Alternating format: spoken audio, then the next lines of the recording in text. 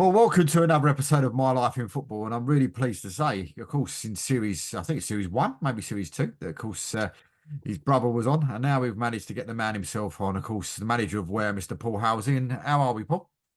Yeah, all good, Dave.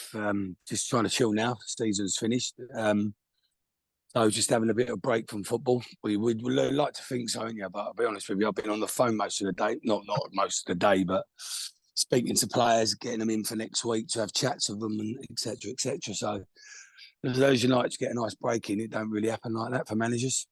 No, no, that's exactly what Gavin was saying literally earlier on. But we always start the program with like how, from the beginning, from where we are now. So, I mean, how pleased was you with the season just gone? I mean, I know it was a bit of a rebuild and stuff, but I mean, how did you feel the season went for Ware?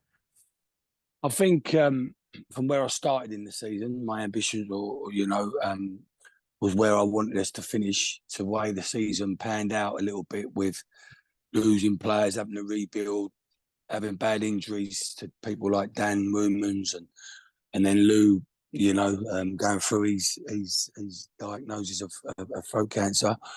It's been a bit of I wouldn't say hit or miss. It's just it seems like I've been rebuilding all season.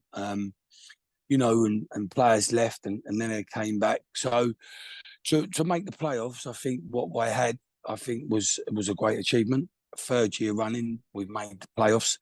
I mean, first two seasons we got to the final, but this year we fell short against a very good Bedford side. So, am I disappointed? I'm always going to be disappointed. That we didn't get through. I'm disappointed I haven't managed to get the club up.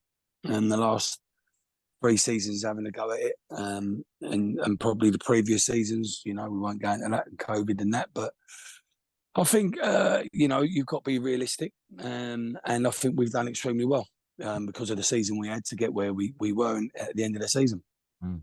and in the playoffs. Well, we'll come back to her again later, but I mean, let's go right the way back. I mean, how did Mr. Paul Halsey first get involved in this crazy game called football? Well, funny enough, David, it's funny really. I started playing football, obviously like we all did as kids at school. But I never really, in them days, we didn't really have your local clubs, like where I got their EGAs and where FCs and where youths and, all the different towns where their clubs. And, I remember as a youngster growing up in Welling Garden, I mean, I played a lot of football with my brother on the scrubs in London and, when we was at my nan's. But I never really played any kids football. I remember briefly that Pangzanger started out, but that was really as I got a little bit older. So I played football at school, and then we moved on to. I got the old culture of us youngsters would start drinking and going in pubs, and I started playing for a team.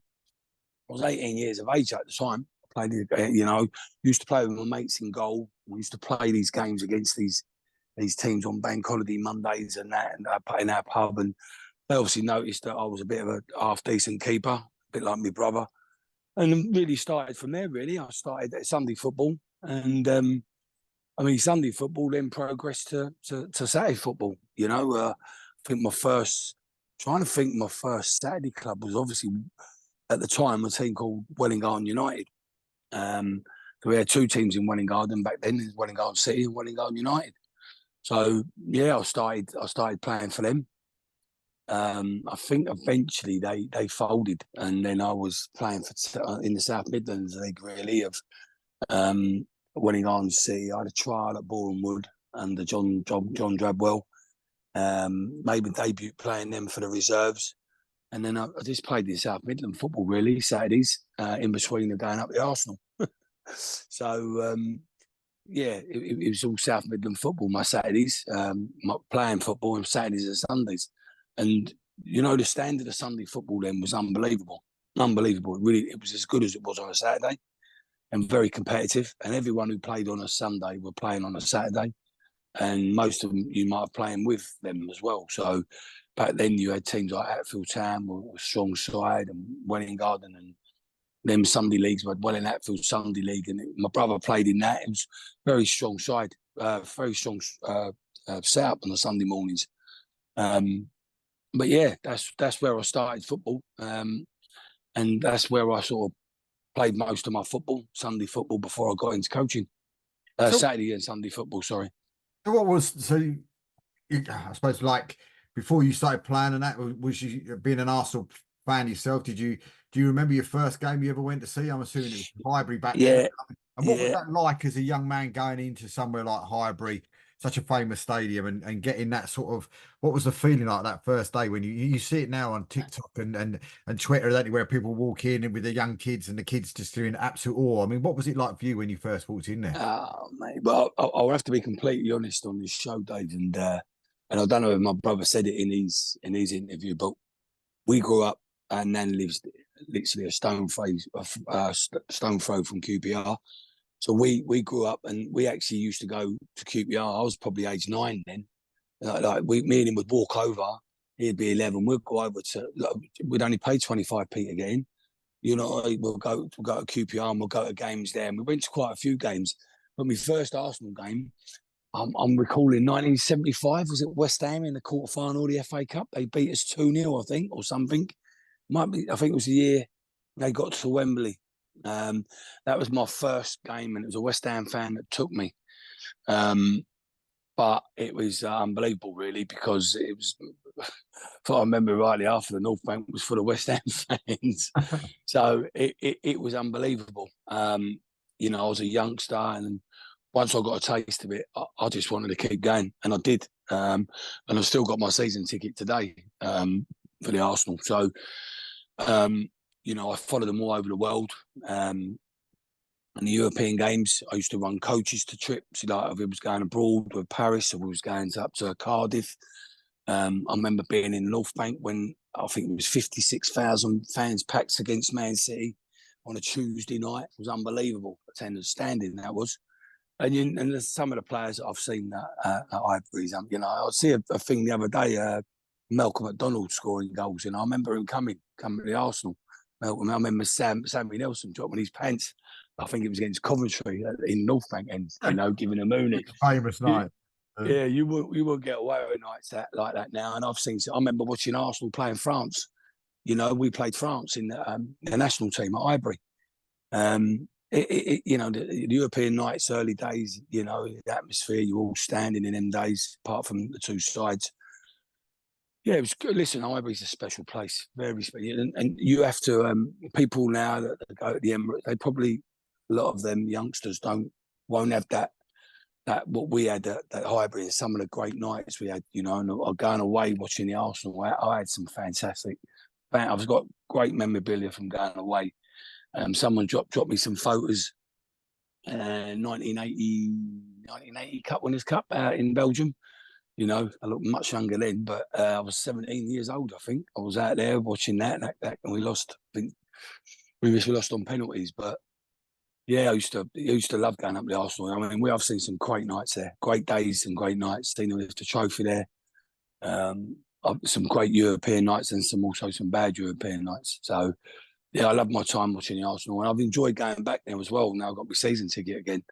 You know, I'll never give it up, but my boy, I tend to fight him now for it. But I was lucky enough to take my granddaughter on Saturday, so she loved it. So yeah, great times. As you know, Dave, you've been at Highbury, but going there, you know, as a 16, 17, 18-year-old, brilliant. Of course, Graham Ricks missing that penalty, wasn't it? Graham Ricks, then Brady missed one as well. I just remember that one because that was the one that lost. Yeah, because it was the final one. That's right, mate. That was in the Heysel Stadium as well.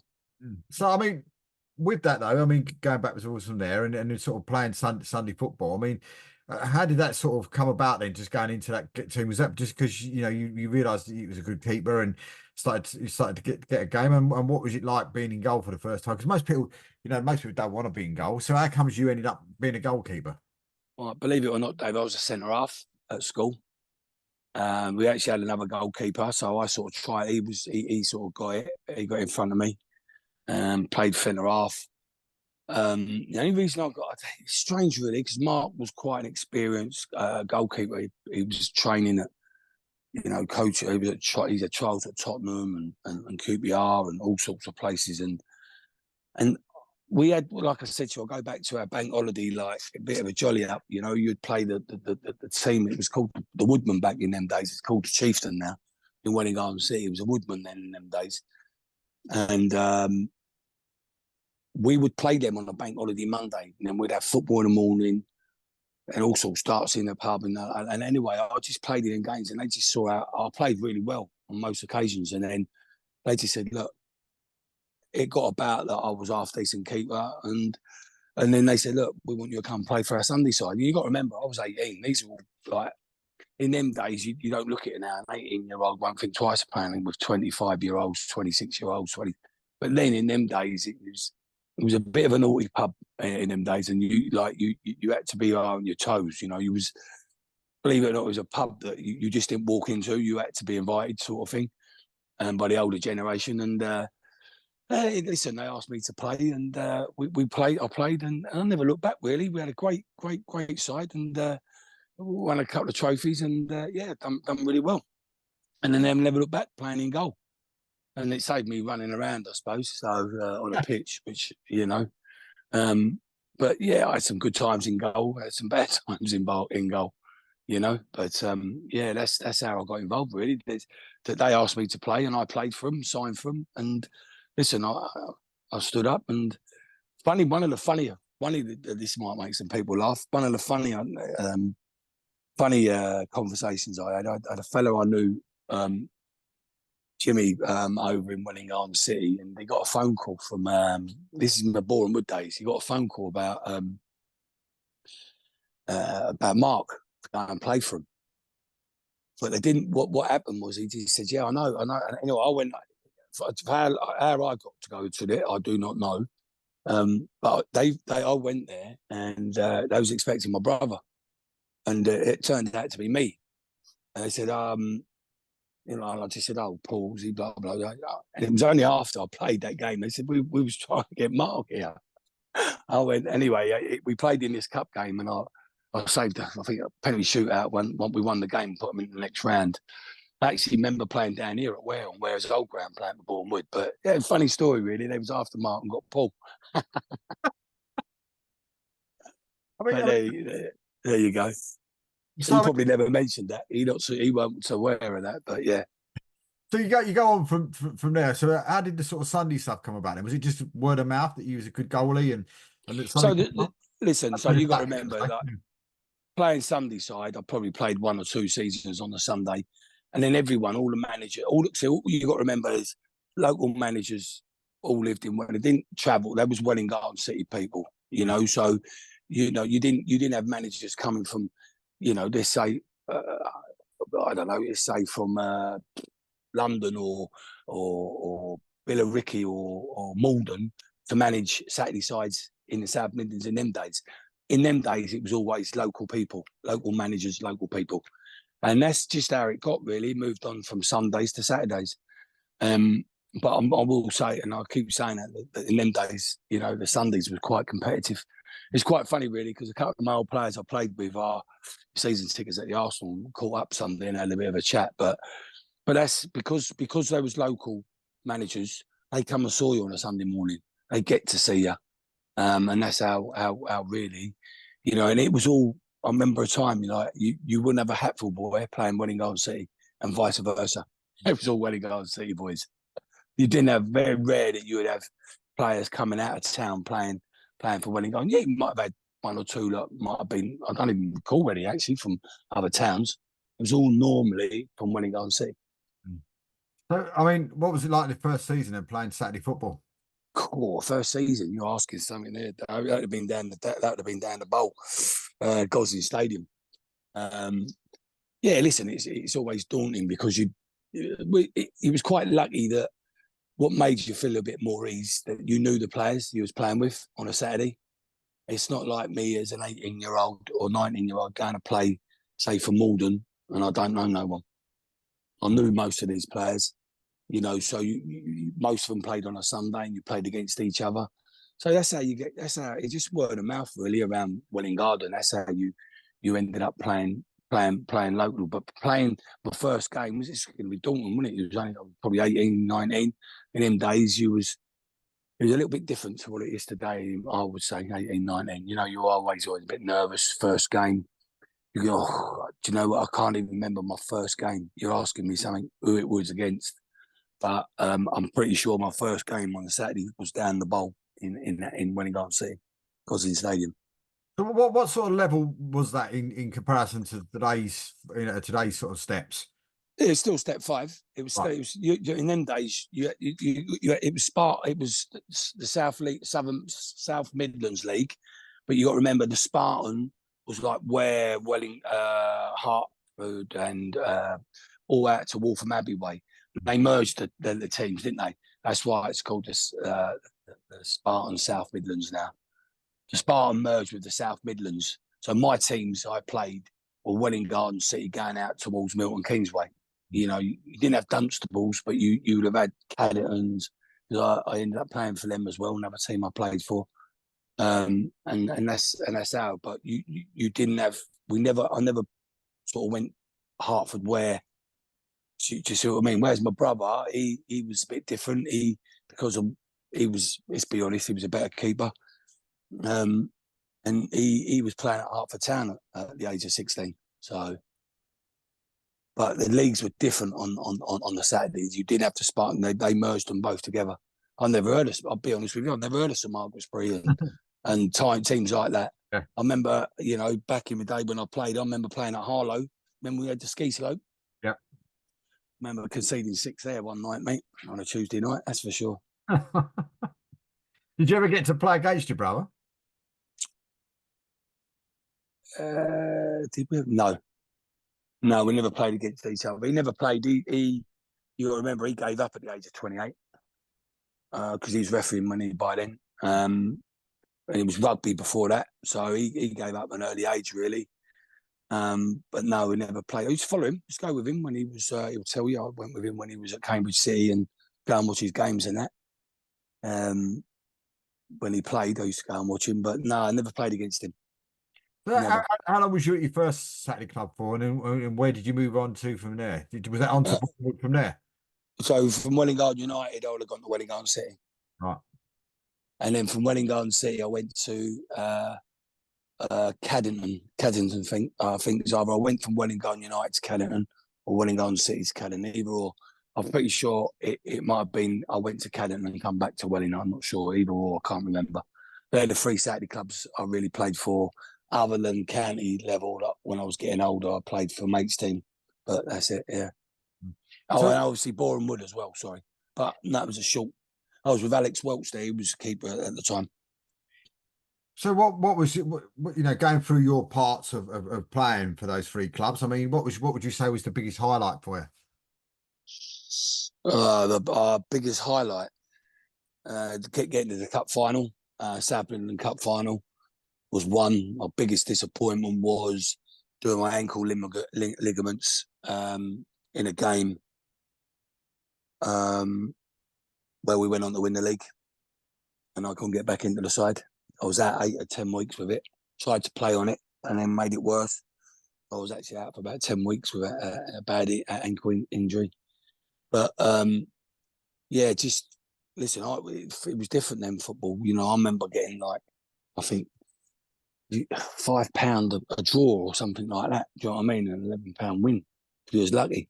Do you know what I mean? That's what it was back in the days when in Garden. But yeah, I mean, we wasn't really the teams today. Wellingham Mark had a big success with Wellingham City with the cups, but I got to a cup final and we lost.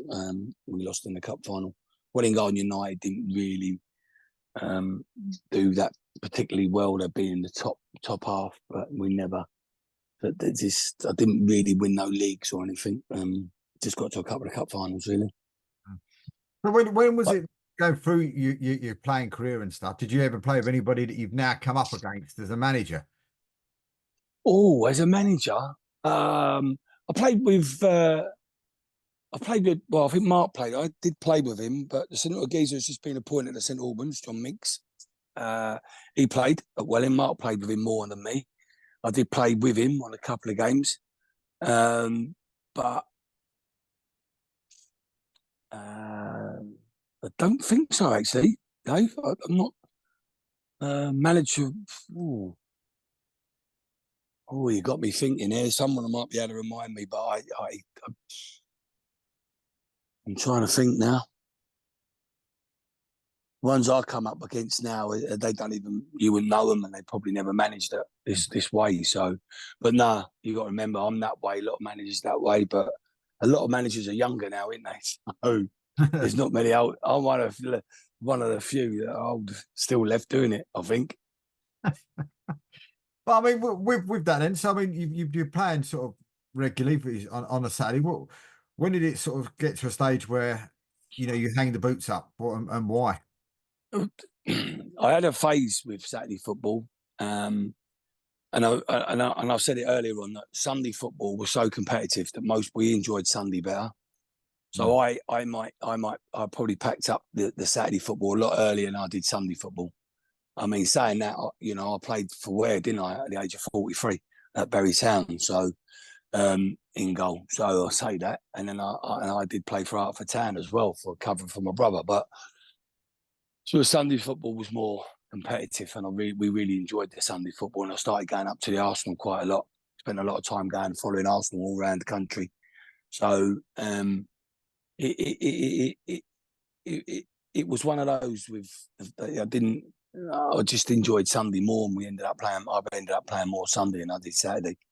But I can't. The year I finished in Saturday football would have been my last, probably either Welling Garden or City and Caddington would have been my last games.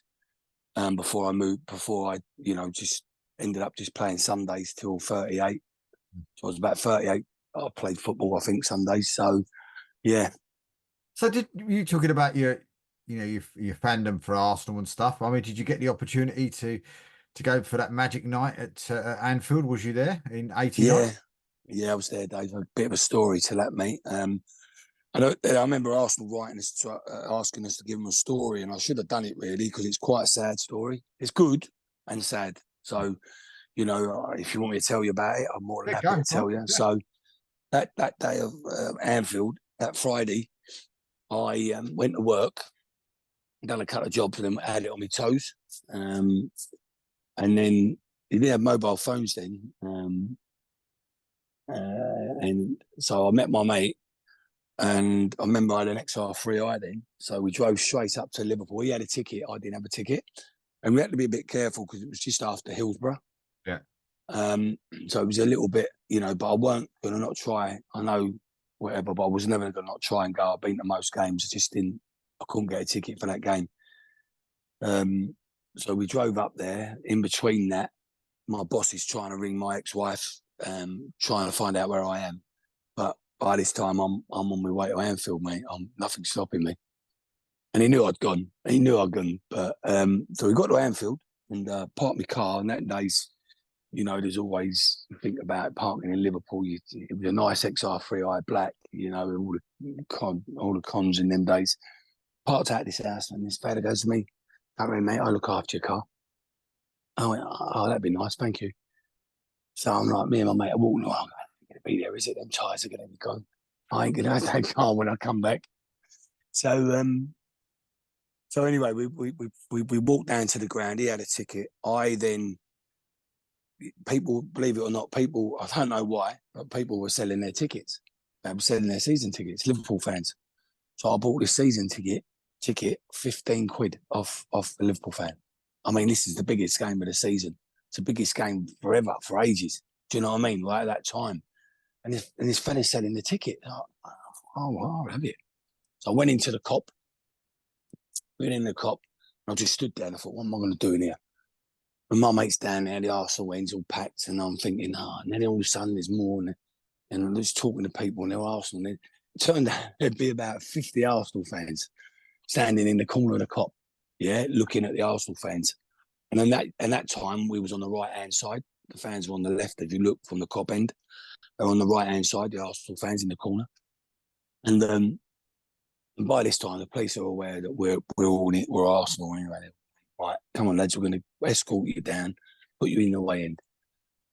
So, like, we knew this wasn't going to be true. So we had to get out. And because by this time, Liverpool fans knew who we were, blah, blah. So we all walked out. And he went, right, off we go and watch it in a pub. So I'm like, oh, my God, how am I going to get? And then we went, we got tickets. So I said, I've got a ticket. He went, go and get your money back. So I went in the ticket office, and this is God's honest. I went in the ticket, she said, I've got one ticket left. He's in front of me, nah, because there's 4 of us. I went, oh, okay, I'll have it. So I bought another ticket for 20 quid off face value, sitting in the main stand behind the referee's son. Behind, and I'm really close to the cop, I am. So anyway, the game's gone on, and obviously as it pans out, we won. I'm jumping up and down. I didn't hold back on scoring. And then I've got to get that out and get down to the away end where my mate is. And they're all, you can imagine the scenes down there, all the Arsenal down there. And that's the only biggest regret I weren't with the fans. And then I've walked out the ground, and I'm looking, I'm trying to look sad because I'm with all the Liverpool fans. Anyway, got back into the ground, and they were a family mate. Brilliant, unbelievable, celebrated. The Arsenal coach, we passed them on the way home.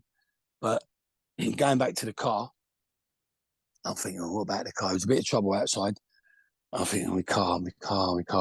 I get back, it's there, spotless. My car's there, spotless. Geezer comes out. He says, oh, we watched the game. Well done. Liverpool fans and that. He said, look, come in. We've got a beer for you. And goes in.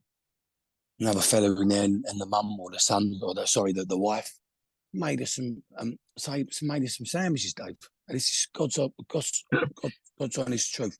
Made us a sandwich, gave us a beer. And we've looked at him, and we've gone in here, look on the mantelpiece, and there is a photo. Bosh. Their son was killed at Hillsborough. Oh. So every emotions that we had in that game, walking home, blah, blah, had just got sucked out of us. Mm. Unbelievable. Could not believe it. Didn't know what to say. You just think, my God, we just couldn't believe it. Me and my mate were only a bit young, but couldn't believe it. And nothing I could say would make anything better to them. Obviously, we passed on our condolences. We sent them some flowers after, took their address down, and my mate sorted out, I think, some in the floor in them days, sent them some flowers up there. But, it sort of put a massive downer on the night. Honestly, it did, to know that happened, and you actually there and you see a picture of them. But great night, just ended on a little bit of tragedy, really. Well, a little bit of sadness, well, massive sadness, because lost their son. But what nice people, absolutely nice people. Do you still keep in contact? No, we never kept in contact. I don't think we didn't really have mobiles then, Dave. And I'm sure we didn't have no mobiles in '89. I might be wrong, but I didn't have one anyway. So, we don't know. I mean, they was older than us, obviously, but no, we never kept in contact, which was a shame, really, because it was one of those things. But yeah, it was just. And going home, we stopped at the service station, and the Arsenal coach was there. And you was trying to, people imagine it, can't you? Everyone's around the coach, can't you? The coach stopped then. They come up with a coach then. And then they went back to a club in London. You'll listen to Tony Adams, and he'll tell you about he lost his blazer. And my mate, and not my mate I was with at the game, but another mate, had his blazer, and he took it back to him one day and gave it back to him. But he ended up with his blazer. I don't know how, but in a club they went back to. But what a bloody night, I can tell you. Still the best night ever. Oh, I don't think unless we, I look at maybe when I was at Paris in 2006, if we'd have won that game, maybe that would have matched it. But I've had some great nights that beats even some of the great nights I've had at White Hart Lane. So seeing us win there, but that is probably one of the best nights. So in my football. Yeah, the other question, I suppose, what was it like when for you, and so I suppose especially if you're involved in football at the time. I'm not sure if you was playing managing at the time, and Bruv becomes a really sort of super famous referee. How did that sort of then start affecting, and what was the situation if every time newspapers or TV or whatever was giving him a bit of jip? What was that like? Yeah, listen, you know, I've had some minor run-ins with people regarding it. And at the end of the day, he's only human, isn't he? So there's been times I've had to walk out. There's one time I had to walk out the clock end. He gave Tottenham a penalty, and they tried to. It's not nice when you sit there and they give him sticks, one thing, but when they bring your mum into it or something like that, it's really not nice. Or his kids, blah blah, and that's where I react. See, I'm not like Mark. I'm completely different. But that's not nice. But most people had good things to say about Mark as a referee, I've got to say, and it got round pretty quick in the clock in where I sat that he was my brother. Most people know, you know what I mean? So there was no way out of it for me. He sent Sol Campbell off twice, both times at Highbury. He gave Tottenham a penalty right down the bottom of the clock end. And I said to him at the time, I don't know if he said this in his thing, I said to him, bruv, what was going through your mind? He said, I looked up, bruv, where you were sitting. He went, what have I done? I had to walk out because it got too much with people, and I was like, and then anyway, it is what it is, and ended up 1-1. So, you see things in the paper about him. Of course, you do. He had his run-ins with Graham Poll and etc. It is what it is. I've met Graham Poll on a couple of occasions, so you just have to deal with it. You have to deal with it. Unfortunately, Mark, he had a bit of crap going through the press to do with his family, so that's not nice for him. At the end of the day, he's a human being. So, but yeah, listen, I suppose his biggest stick he used to get is for me. Really, I suppose I used to give him more stick than anyone. So, especially if he refed Arsenal, but no, listen, he like Mark really. I remember going. Does he tell you a story about Millwall? I went to Millwall and he refed there. I remember mine. I had X5. He refed the game there. I took my mate, who we actually call in Millwall. We went to the game. I took him. I took him to. He's a diehard Millwall fan, and then there was a couple of dodgy decisions. I thought it was against Sheffield United, Sheffield Wednesday or something, but it wasn't. It was. He reminded me, my mate Millwall, the other day. It was someone else, and the referee gives some dodgy. We've come out because we've got to take my brother to the airport, flying back up to Manchester. They're all surrounding my car, having a go at my brother. Well, I'm going to go with brother, and go at the linesman. And I'm going, oh my God, my car, my X5, it's going to get, the old fans are going to smash it up. But he dealt with it. He dealt with it really good, really, to be fair. They had their opinions. It wasn't nothing nasty. And it's just some of the things. The best one was Gary Megson. I ain't saying that on here, but the big brother, I tell you what terrible, but yeah. So what was, but with it though, when did you actually start getting involved in management then? So really, listen, we all done the kids football, didn't we? We all started running the kids teams. I done my son's team at the time, and then it just went progress from there. Really, I spent a lot of time going up doing kids all the way from what 9, the under 9s it was, and all the way up. But that's probably 34 years ago. I started doing that kids teams, and just up till probably 2012, maybe 11. No, sorry. What am I talking about? Up till I went to RFC at 2007, 2008.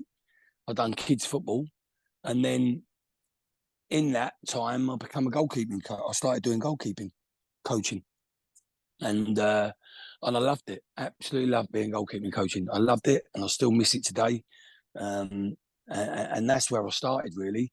So my first club was Ware FC as a senior goalkeeping. I was assistant manager for the reserves and goalkeeping coach for the first team. Wow. Well, when was it? When was it you started actually going out on your own and actually starting managing? Which team did you start managing first, senior wise?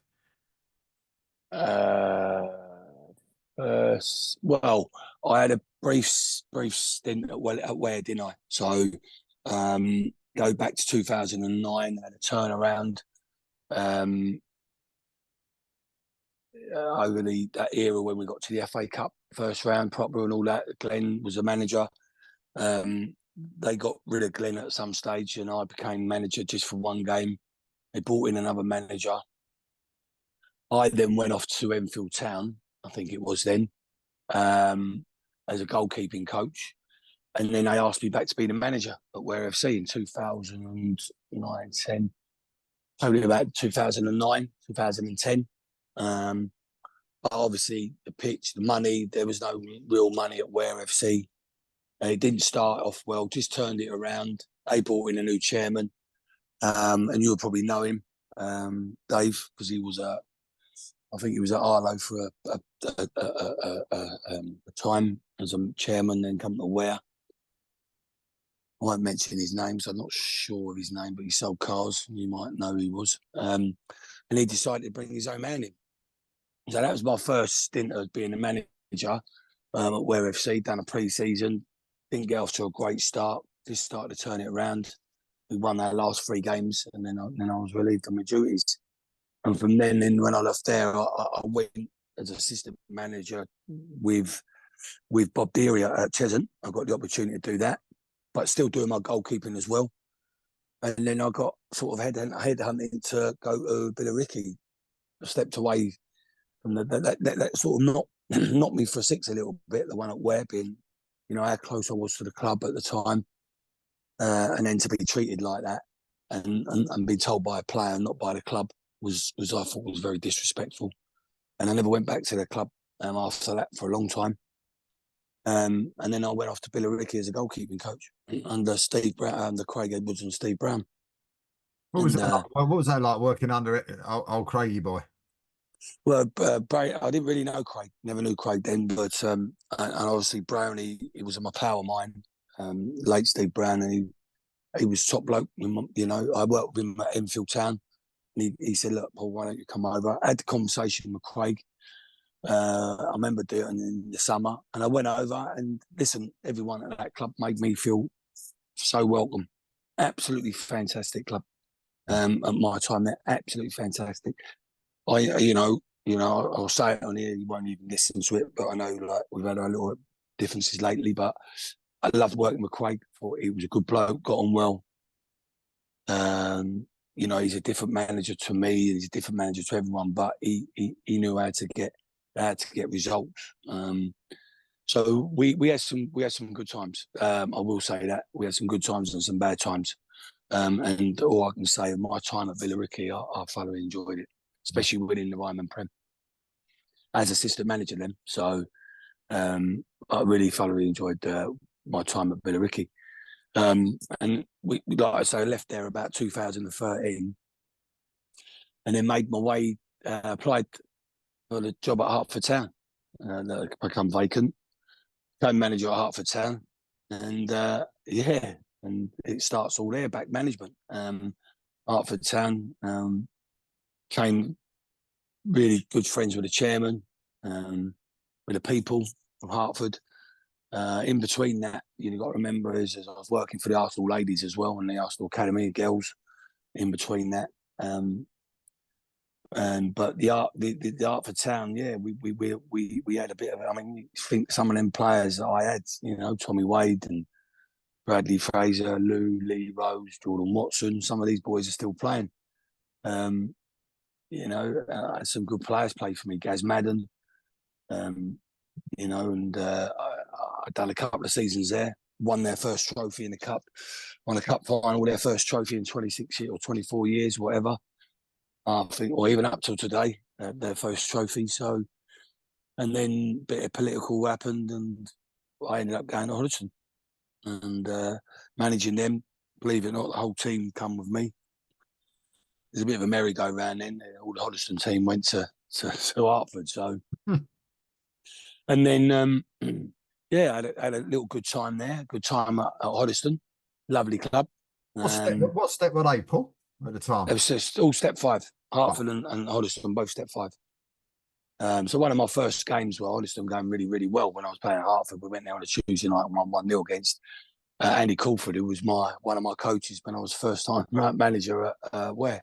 So, you know, that was quite intrigued. So went to Hoddesdon, had a couple of seasons there, won a trophy, and then sort of went for the Ware job.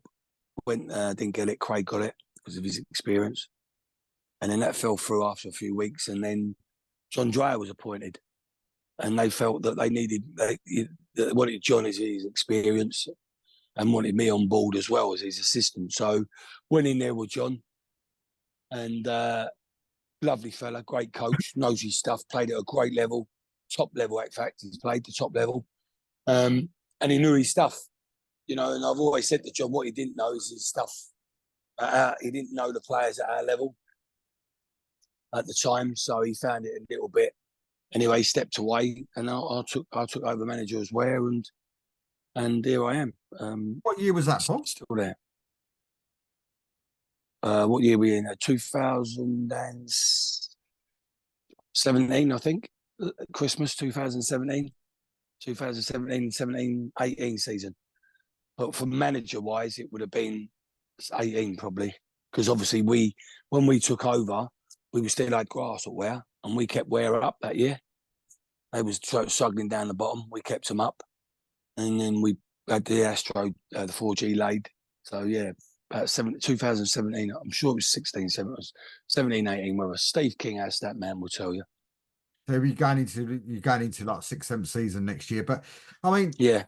What was that like then? You go in there, start taking over, and then of course what was it, a couple of years after that, we sort of hit that sort of dreaded one that I know you still scarred by to this day into the COVID season, and talk us through what actually happened there. I mean, because that season there where and this is no disrespect, that sort of around those sort of times you'd always expect Ware to be in the sort of bottom half of a division somewhere around there, and all of a sudden you're flying. I mean, talk us through, the season up till COVID, and then what the effect was on you, the players, the club in general. I think my first game really in charge was Clacton away in the FA Cup. If I remember rightly, it was either 3 or 4-1. I was quite lucky that we managed to keep a lot of the players from previous. And obviously, when I took over from John, I remember we lost at Westfield and we lost to them. And I remember one of my early games, we played Hanwell that season away. They beat us 1-0. I remember, if you remember my left back, Joel Jacobs, he scored the free kick against us. I think Callum was in goal, Callum Kitchener, I remember rightly. And then listen, this was early part of the season, and then was really giving it in a changing room. I couldn't believe it, And I thought, I won't let that affect me. But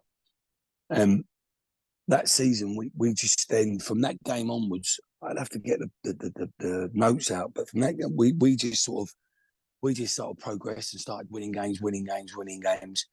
And I remember that we had Hertford in a derby game, and we beat them 3-1. I won't ever forget, the fans were unbelievable.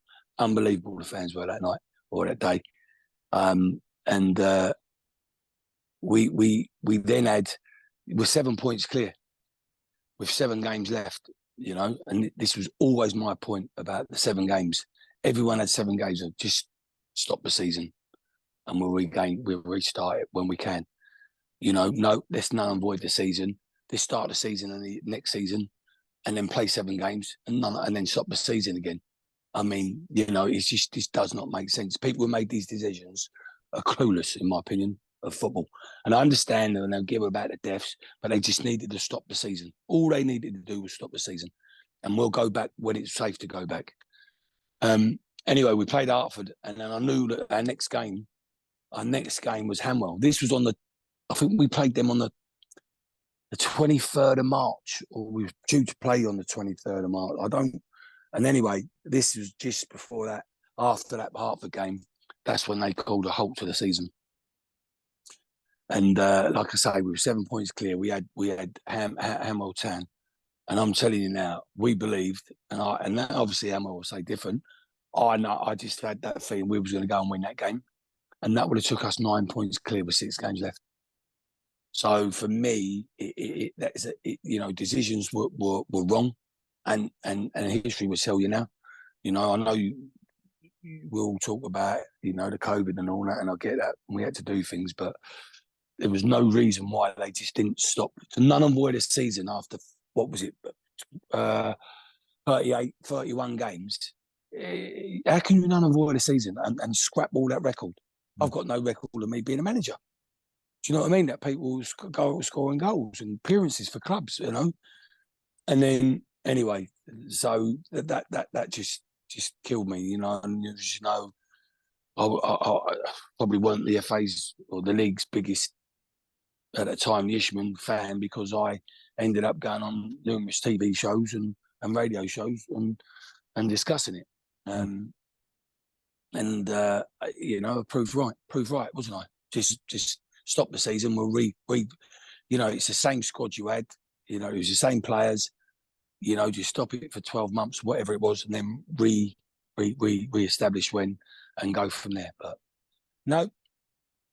How did that affect the players, and how did that affect the fans as well? Listen, everyone's listen. I suppose the bigger picture was people were dying, so that's the bigger picture of it all, really. And I get that, but I'm not saying you shouldn't have stopped the season.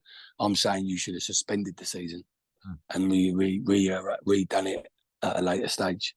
But listen, everyone's. What I get now, Dave, is what that, like you just said, that season where people will still say to me now, like this season, you've got to go up. This is your season. You had the COVID, you had the playoff final. It's to be clear, the Didcot game, that ought to be more than anything, really, because it was never a penalty. It was so far out of the box. It was nearly a goal kick to us. But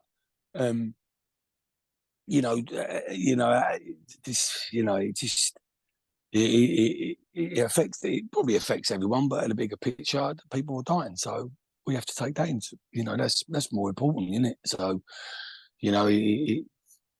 it is what it is. It's been done, and we have to get on with it. And that's in the past, and there's never no turning back. Hopefully, people have learned from lessons, not so much maybe football lessons, but medical lessons have been learned. So how did that season finishes?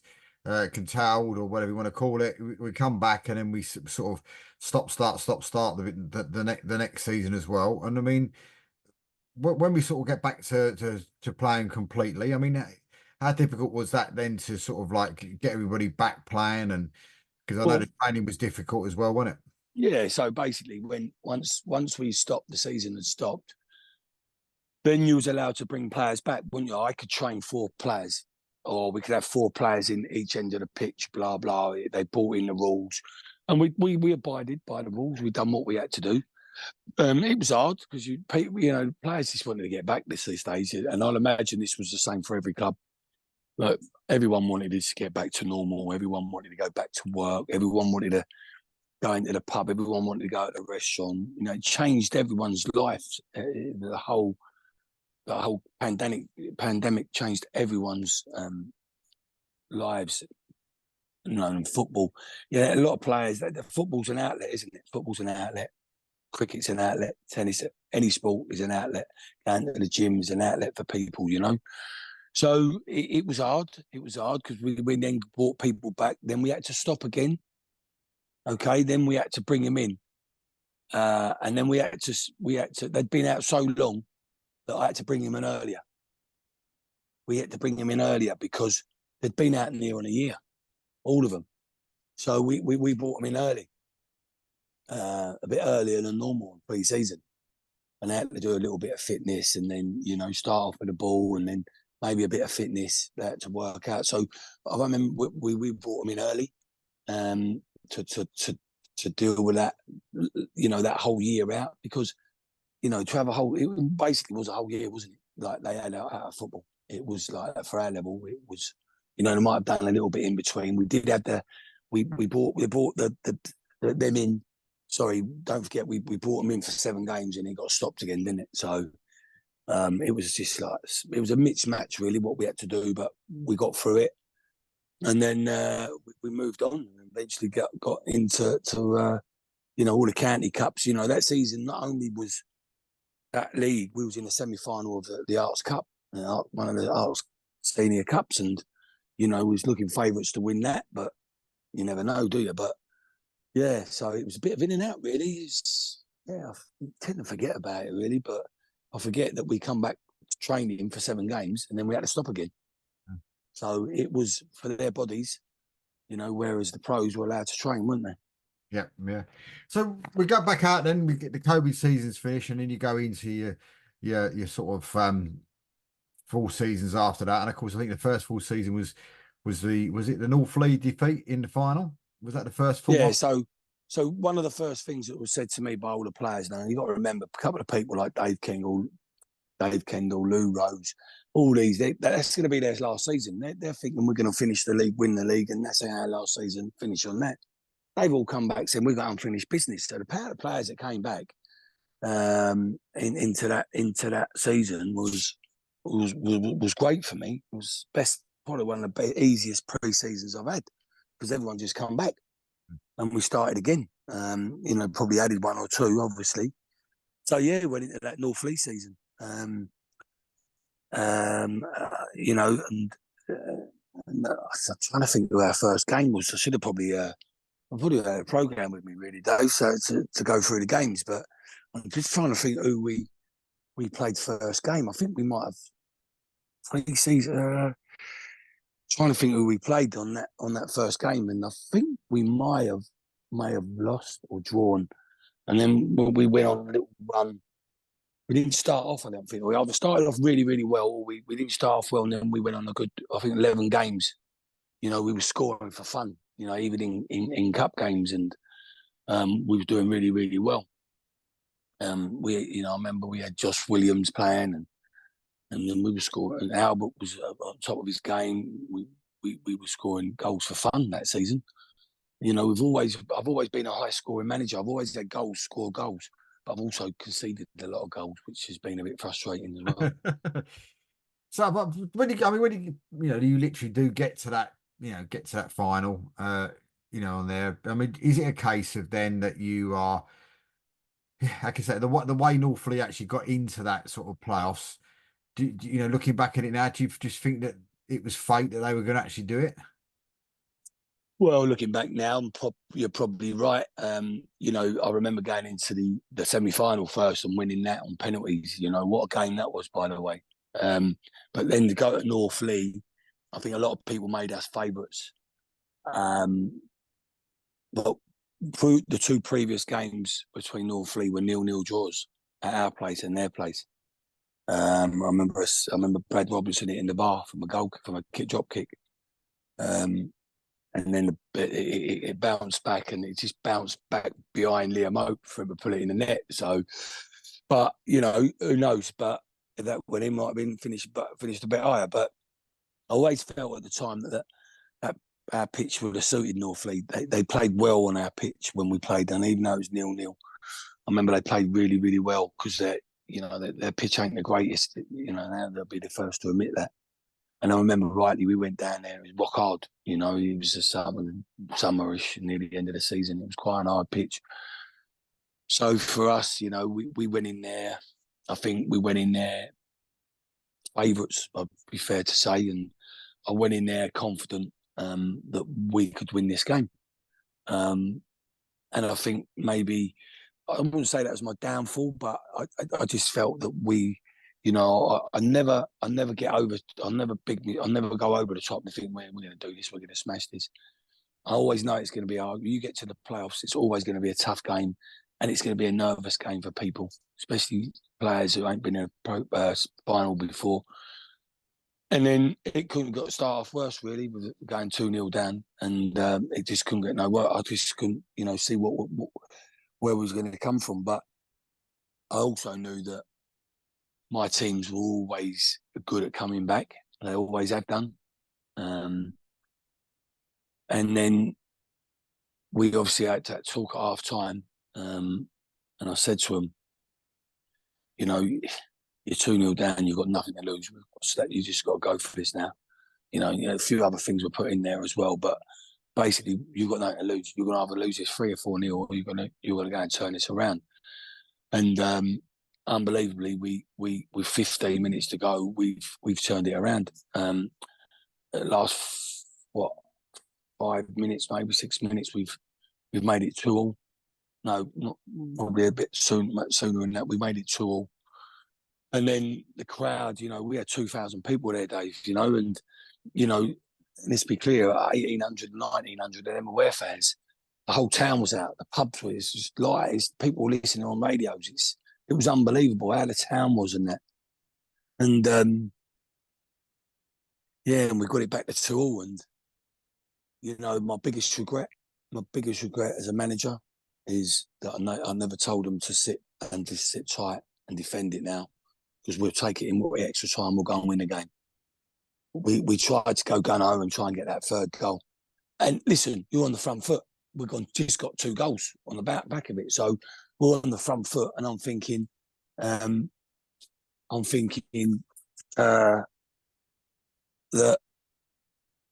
we can go and win this game. So, maybe we should have just defended it. We got right down, and they just broke away from what we had in their corner. And I think we had a shot, and the keeper made a save, and then they broke.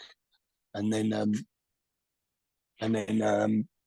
the rest is history, isn't it? They got 2 quick goals and made it 4-2. So, a little bit. I don't know if you can see the dog, Dave, but he's just come back from a walk. He's just come back for a walk. But yeah, and then the rest is history, isn't it? They went on to win 4-2. But if I was to, if I could turn the clock back and when we scored that second goal now, they would have been telling them to sit, not go for it. But So you go down there, and of course they go up, and etc. etc. Then of course you bounce into the next season, looking to do some damage again, and of course you get all the way through again, and you miss out again on automatic, and you have to go through the whole rigmarole of of the playoffs again, and of course then it's, as you've said, I think earlier, it's Didcot, and and well, we know what happened there as well. What was that like? You've got over and even the squad as well has got over that disappointment of 1 year, and you go into a second year and you've got the same disappointment again. I mean, it must have been devastating at the time. Hard to take, mate. It's hard to take. Anyone that's been down that road, they know how I felt, and I was more so disappointed by the decision by the referee. For the referee secretary to ring me 2 days later, that says something about them. But for the referee not to acknowledge his mistake is very disappointing. I believe he's been promoted now, but it's very disappointing. And you have to question the officials that day. You have to. I'm sorry. The linesman, where was he? Why he ain't up playing? Seeing it's not nowhere near in the box. After the game, I think I remember just sitting there. I see him get obviously their trophy, and then we always do that. We respect that. It's a tough one to take sometimes, mate. But you take your highs and your lows in football, and it's just unfortunate that was another low in my career at Ware. I just see I'm jinxed a little bit because I don't seem to have no luck winning anything. So, it is what it is. We had a good season that season, and we just so Bergkamp's that season was so strong. No one was catching them. We did try and keep with them, but they had some decent players that season. Same as Bedford the season before. So I just felt that we was hard done by that night. We was hard done. We went to on that Didcot day. We went to Billswade FC and beat them 4-1, who were probably favourites to go up because they finished second. And they had a young side, very attacking side, good side. And, we went there and I felt after that game, that's one of the best we've played this season. But we just didn't quite match that performance the second half. I remember Theo having a chance right at the last minute to just put it in the back of the net. It just didn't fall for him. And it's demoralising because a lot of them players were in the season before. And, some of the players were in it this year. And then I look at some of the players who were in it last year, were in it this year for other teams, and they lost. So, You know, it's hard. It's hard. It's hard. You know, it's hard for a player. It's hard for a manager. But you know, after that, we had to pick ourselves up, and I thought, you know, that what we got to do is aim for playoffs again, and we managed to do that again this season. But yeah, So most managers will look at it and go, right, oh, I've been hit in the stomach once. Damn, I've been hit in the stomach twice. But you've been hit in the stomach 4 times now. What with the COVID, the COVID season as well. How do you as a person then bounce back for season 24-25, and how what's do you sort of look at it with your management team and go, have we smashed a mirror somewhere, or or how do we put this right? I think it goes down to the end of the day the quality. I think that we most of this season, before Clemo come in and Bishop Kieran come in, we ain't had a striker really. Losing Liam, then Theo went up with losing Theo to Araborough early doors. That didn't work out for him. It's been a little bit. We've had a few injuries. I'm not making excuses, but we have. Losing Dan Rumans, like I said earlier, big miss. Dan's a cruciate. Losing Lou, but also bringing in Jack Echo, and that is, Jack's been a great replacement, and come in and stood up to the test for us. It's been brilliant, and bringing Alex in, how do I bounce back? David, listen. I either say now, look, it's time to call it a day, and knock it on the head, and let someone else have a go. Maybe fresh blood would be a fresh manager coming in with new ideas might be the answer. But I think most people around where will say no. They wouldn't agree with me. I'm pretty sure my chairman won't, but we ain't had that conversation yet. But we'll be going to the league thing on the 8th of June and maybe have a chat then. I'm talking to the players now. So, listen, I think you just have to bounce back. If it's something you love doing, you get over it. You do get over it. I will get over that. It didn't hurt so much this year as it did in the finals. That's one thing I will say. So you could I don't know why. Are you gonna have a new nickname, Boomerang, because you always bounce back?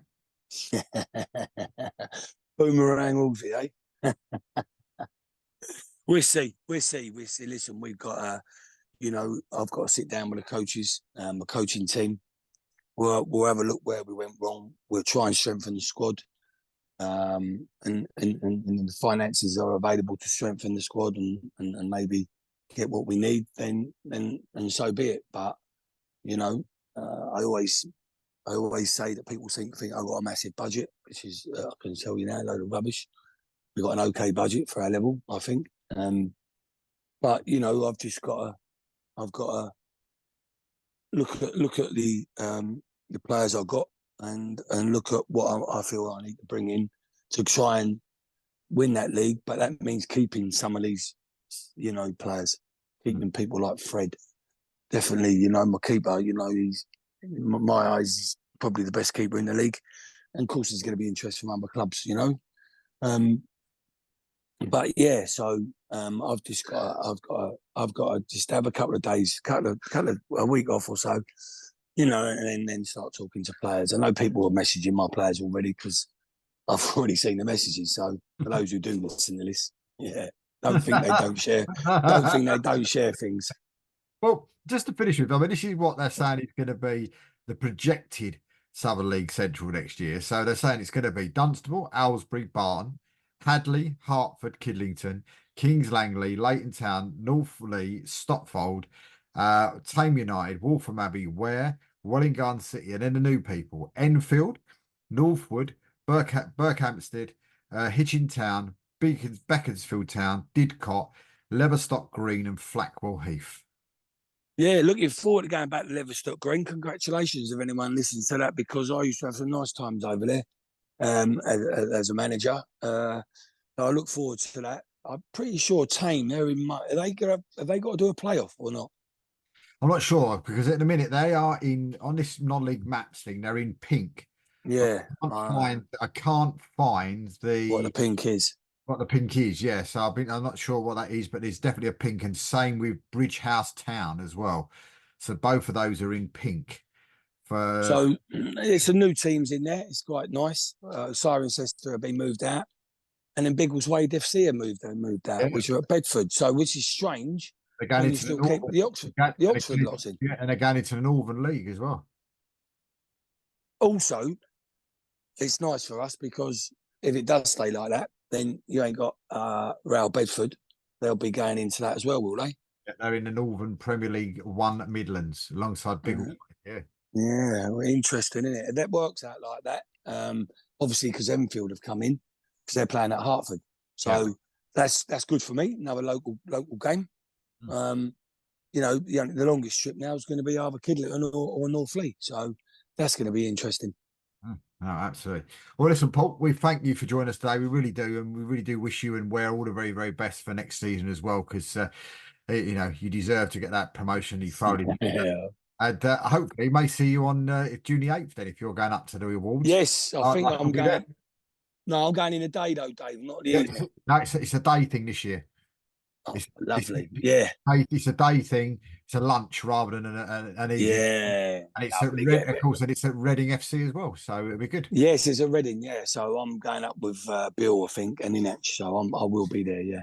Great stuff. Well, thanks for your time, Paul. I wish you all the best. All right, Dave. Thanks very much. Appreciate Bye. this, mate.